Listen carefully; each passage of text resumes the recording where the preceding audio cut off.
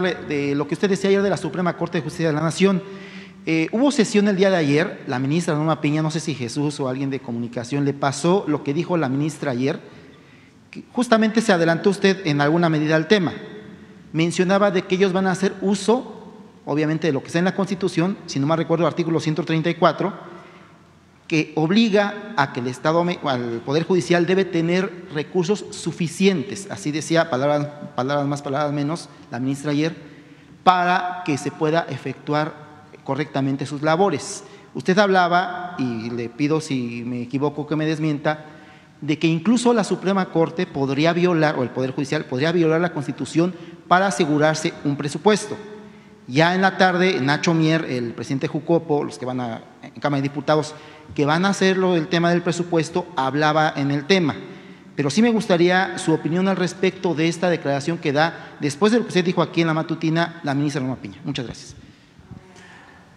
Bueno, es que ya es mucho el cinismo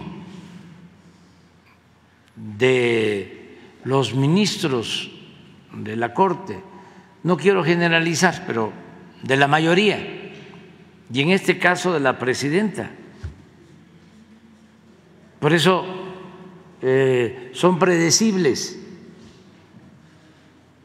aunque la Constitución establece de que ningún servidor público puede ganar más que el presidente, ellos ganan más que el presidente, violan la Constitución con argucias legaloides. Entonces, ayer que me preguntan sobre el presupuesto del Poder Judicial, yo explico que el Poder Ejecutivo que represento no puede hacer ninguna modificación porque se trata de otro poder, se trata del Poder Judicial, que es independiente, que es autónomo, que lo que se hace, también está establecido en la ley, es que el Poder Judicial envía su presupuesto a la Secretaría de Hacienda y la Secretaría de Hacienda envía el presupuesto completo, incluido el del Poder Judicial, sin ninguna modificación, porque no tiene facultad para eso. No es como el caso del presupuesto del Ejecutivo, donde sí la Secretaría de Hacienda puede hacer cambios a lo que solicita una secretaría. Le puede decir, estás pidiendo más o no te va a alcanzar para el proyecto, y se hacen ajustes. O la misma Secretaría de Hacienda, que tiene que ver también con los ingresos, le puede decir a una secretaría o a todo el gobierno que tiene que ver con el Ejecutivo de que el techo financiero, porque no se van a aumentar impuestos en términos reales, porque no va a aumentar el precio de las gasolinas, porque va a continuar la austeridad, es de tanto, se fija de acuerdo a lo que se estima va a crecer la economía, de acuerdo a lo que se estima se va a recaudar. Eso es lo que puede hacer el Ejecutivo y ya contempla, tiene un estimado de lo que puedan mandar los órganos autónomos. Entonces, el conjunto se envía a la Cámara de Diputados, se envían la ley de ingresos para que se tengan los recursos y se pueda financiar el presupuesto, y se envía también el presupuesto anual se aprueba primero la ley de ingresos y luego se tiene que aprobar el presupuesto. En la ley de ingresos interviene, de acuerdo a la Constitución, el Senado y la Cámara de Diputados. En la aprobación del presupuesto es facultad exclusiva de la Cámara de Diputados. Entonces, la Cámara de Diputados puede, lo ha hecho, hacer ajustes a lo que envía el Ejecutivo y desde luego a lo que envían los organismos autónomos. Es su facultad constitucional. Pero ayer dije que era tanta la prepotencia y el cinismo en el Poder Judicial que eran capaces de no respetar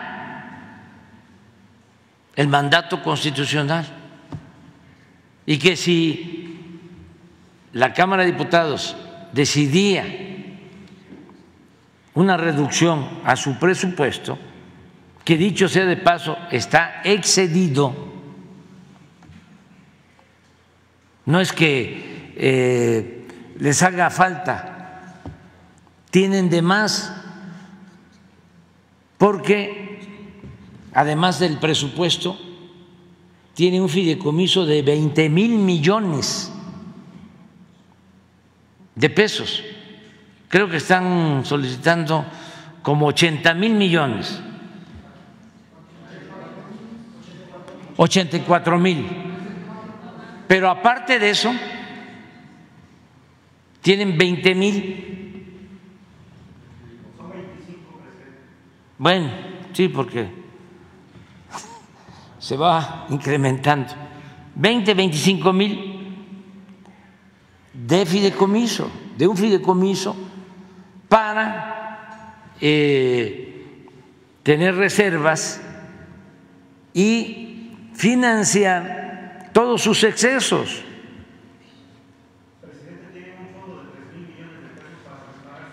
Sí, para todo eso. Entonces, yo dije ayer, no me va a extrañar que no respeten la Constitución, porque a ese extremo están llegando con el respaldo de los oligarcas y de los corruptos, porque ellos representan a una minoría rapaz, ellos no representan al pueblo. No hay nada que hagan a favor del pueblo, están ahí para defender los intereses de los grupos de poder económico. Para eso están, y es muy claro con esto que hicieron, que hizo un ministro con lo de los libros de texto, que por cierto, aprovecho para informar y agradecer a todas las autoridades, a maestros, a padres de familia, porque se entregaron los libros, o están en las escuelas ya distribuyéndose los libros en 30 estados, solo 2 no entregaron libros, 2 estados, Chihuahua y Coahuila, porque la gobernadora de Chihuahua y el gobernador de Coahuila presentaron controversias constitucionales y un ministro que está bien asociado con potentados decidió resolver que no se distribuyeran los libros mediante un amparo, una suspensión. Este señor ministro Aguilar, sí, al mismo tiempo que este señor Aguilar, porque eso nos los informó el procurador fiscal, yo ni lo sabía, pero aquí se informó de que guardan en su escritorio un expediente en donde una empresa está en litigio porque no quieren pagar 25,000 millones de pesos de impuestos. Y este ministro, que tardó 3 días, así,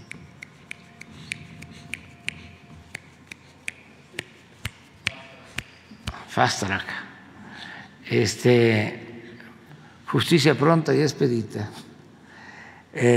para amparar, para que no entregaran los libros a los estudiantes, 3 días, lleva más de 8 meses, ¿no?, con el expediente, porque llegó ese expediente después de trámites y trámites, ¿no?, por todo el Poder Judicial, llegó a la Corte, y cuando llega, así como llegaron las controversias, le llegaron a la presidenta las controversias de Chihuahua y de Coahuila, y la presidenta decide entregarle el caso al ministro Aguilar. ¿Por qué no se lo entregó a otro ministro?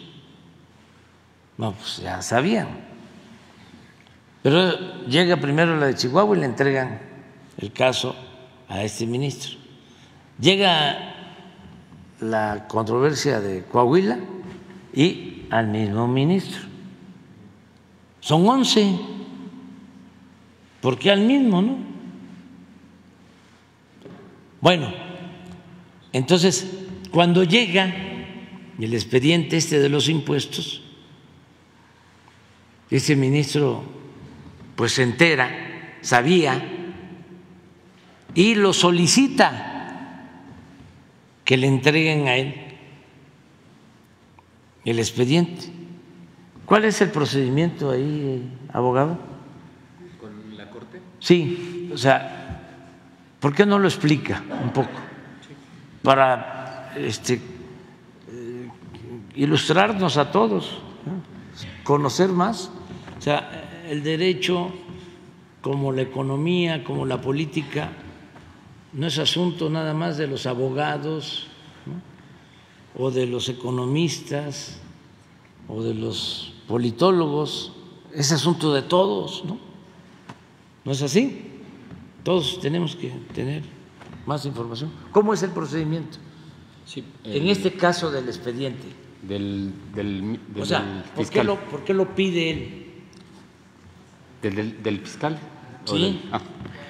Ok, en el caso… es el ministro. Sí, en la Suprema Corte de Justicia de la Nación llega este expediente, lo promueve la persona que está impugnando la resolución de la autoridad fiscal, llega a la Suprema Corte de Justicia de la Nación y ahí los ministros reciben este expediente y al recibirlo tienen que analizar cuál es la situación o cuál es la petición del promovente.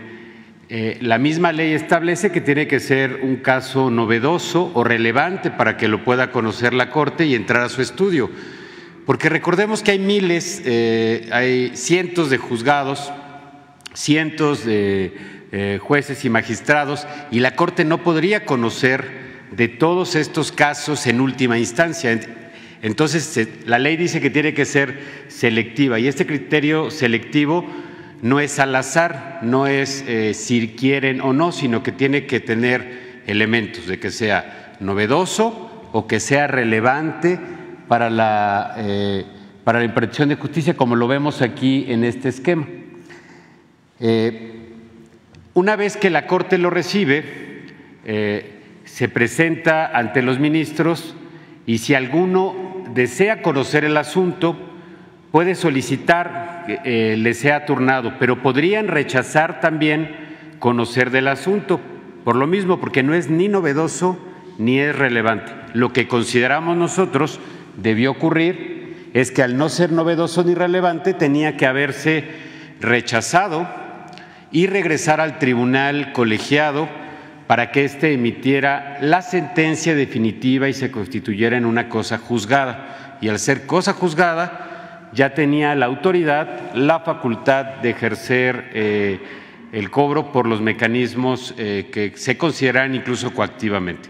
Pero en este caso, señor presidente, compañeros, el ministro decide solicitar, se le turne este primer asunto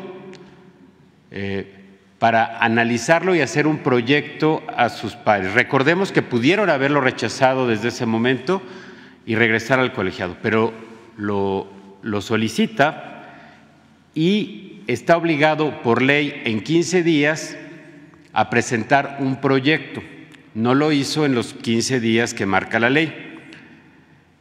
Meses después presentó un proyecto mismo que retiró. Esto no se informó, señor presidente, en la mañanera pasada, pero presentó un proyecto, lo enlistó, en el que originalmente, si mal no recuerdo, rechazaba el recurso y lo regresaba al colegiado, pero lo bajó. Y después ingresaron 2 recursos más, tampoco se ahondó en ello en la mañanera pasada, y también solicitó el turno de estos 2.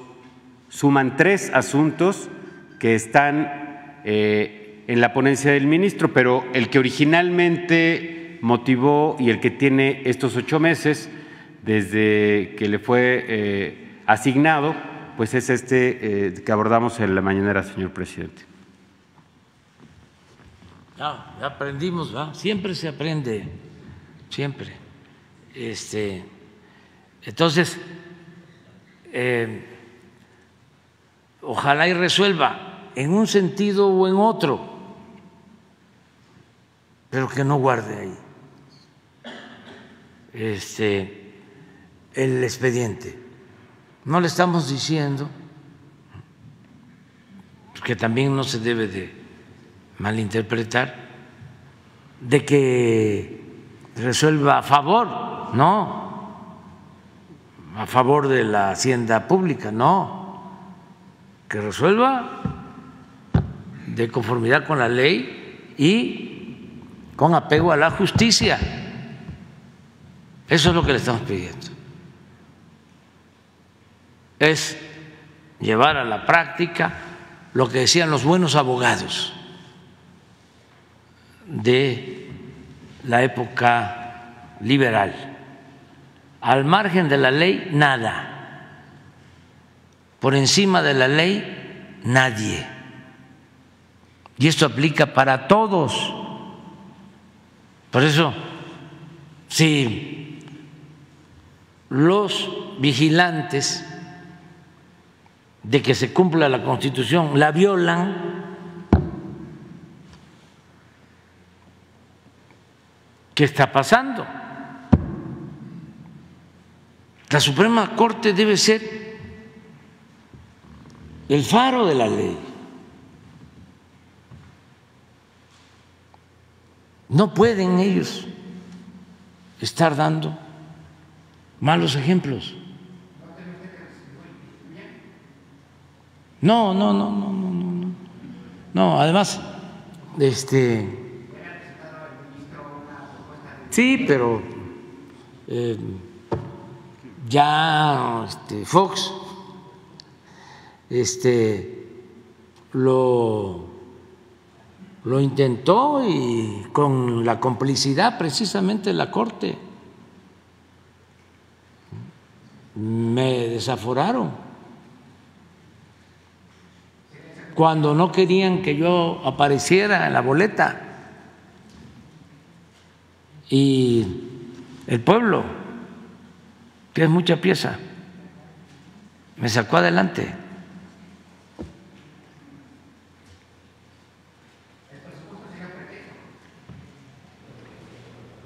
No, porque no depende de mí.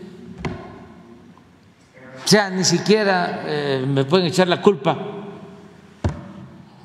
de que yo les recorté el presupuesto, porque es facultad del Congreso y además yo voy a enviar su presupuesto y sí tengo que andar con cuidado porque son muy turbulentos y no creo que por decir esto también me vayan a sancionar, porque puedo probarlo de que son truculentos. Bueno, lo estoy probando, que no es un acto tramposo el mantener ahí un expediente.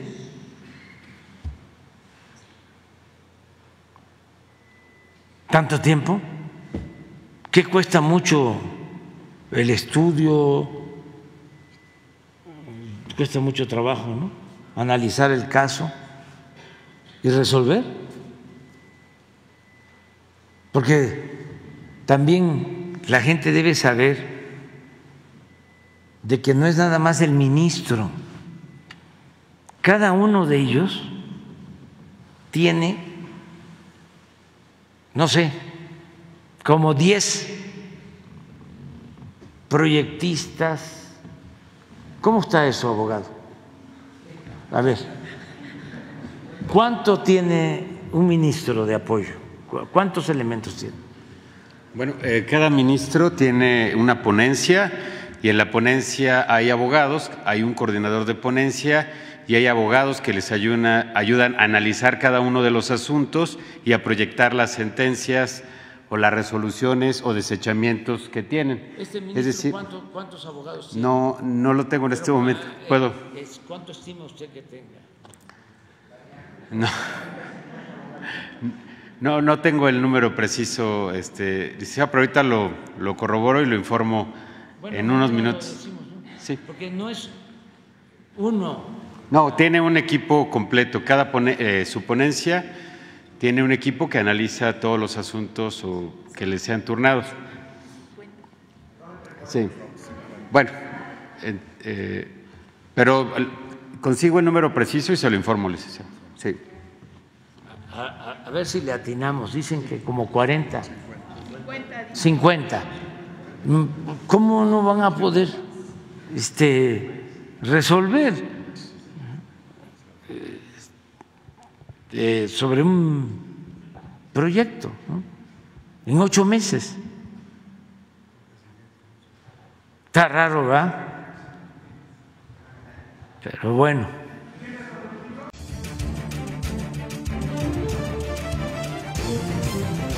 Desde el aire, en 360 grados, con transmisiones en vivo desde el lugar de los hechos, con la mayor tecnología, pero sobre todo, con objetividad e imparcialidad. Nos ha costado tanto llegar y apenas vamos a la mitad para que México sea un mejor lugar.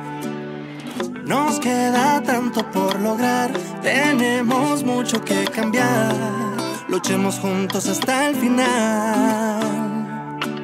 Todos con AMLO seguimos estando. Que de su tren yo no me bajo. Que siga la democracia.